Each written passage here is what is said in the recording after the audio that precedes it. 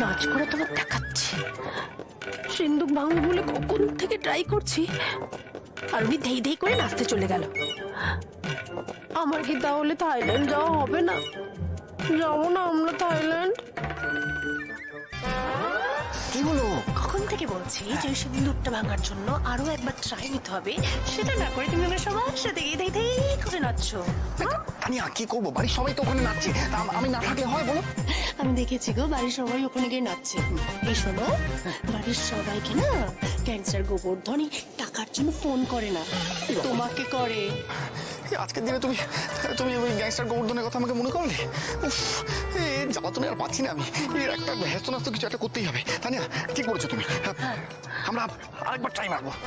সিন্দুক থেকে এবার টাকাগুলো বার করে গ্যাংস্টার গোবর্ধন আগে টাকাগুলো ফেরত দেবো, আর তারপর না তানিয়া তুমি আমি থাইল্যান্ড ঘুরতে যাবো, তোমার যা যা শখ আছে সব পূরণ করবো আমি।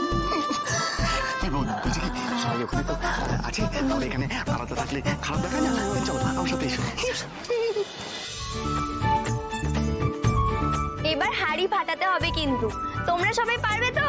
হ্যাঁ, পারবো না কেন?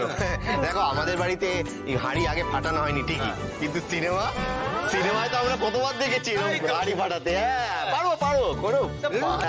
সারাদিন সমস্ত সিনেমা দেখে যাবে, এই হচ্ছে একমাত্র কাজ। না আমিও দেখি ওর সূত্রে মাঝে মাঝে। এটা সিম্পল ব্যাপার, ওই যে একজনের উপরে আরেকজন উঠবে, তার উপরে আরেকজন উঠবে, তার উপরে আরেকজন উঠবে, যে সবচেয়ে কাছাকাছি থাকবে হাড়ির কাছে, যে হাত দিয়ে হাড়িটা ফাটিয়ে, তাই তো? হ্যাঁ, কি পারবো না? ব্যাপারই না।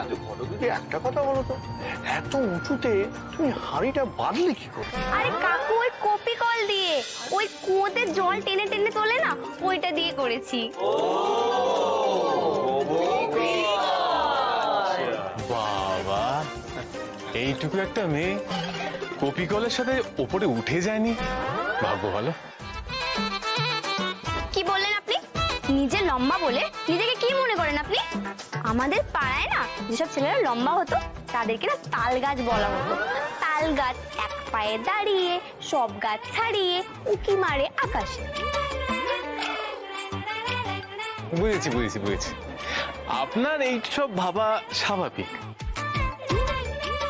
লম্বা দেখলে একটু হিংসা করেন।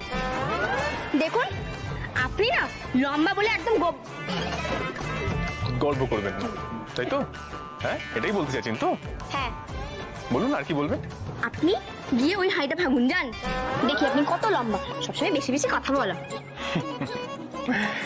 আপনি আমাকে গাছে তুলে মই কেড়ে নেবেন, অত বোকা আমি নই। আপনি বললেন আর আমি উঠে যাবো। সবাই নিয়ে নাও, যে যার যন্ত্র নিয়ে নাও, সবাই প্রস্তুত হও, আমরা এখন কীর্তন গাইবো।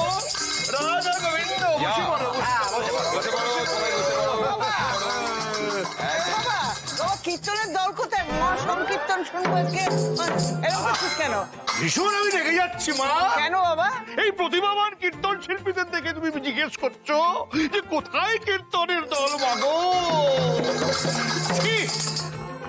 এই মুখ থেকে আর আওয়াজ বেরোচ্ছে না, কেমন চমক দিলাম বলো? এই জেঠু, এই হারমোনিয়াম খোল এসব তুমি কিনে আনলে? আরে এগুলো আমার পরিচিত একজনের থেকে ঘন্টায় 5 টাকা করে ধার করেছি 6 ঘন্টার জন্য। তাহলে কত দিতে হবে? মাত্র 30 টাকা। তার মধ্যেই আমাদের সব কমপ্লিট হয়ে যাবে। তাই বলো? এগুলো তুমি কিনে আনলে তো সূর্য পশ্চিম দিকে উঠতো একেবারে। আচ্ছা সব ঠিক আছে, কিন্তু এই সব বাজাবে কে, আর কীর্তনটাই বা করবে কে? কেন, গোবিন্দ মল্লিক আর মল্লিক বাড়ির সব মিউজিশিয়ানরা আছে না? আরে শোন, আমাদের না রক্তে সুর, বুঝলি? আরে তোদের 14 গোষ্ঠীর কাউকে তো কোনোদিন শাহ বলতে শুনিনি।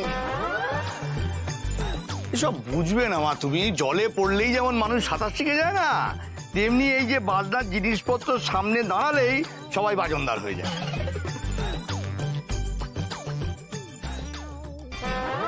ঠিক হয়েছে, খিটখিটে উকিল আচ্ছা জব্দ। মুখটা দেখো না কেমন বাংলার 5 হয়ে গেছে।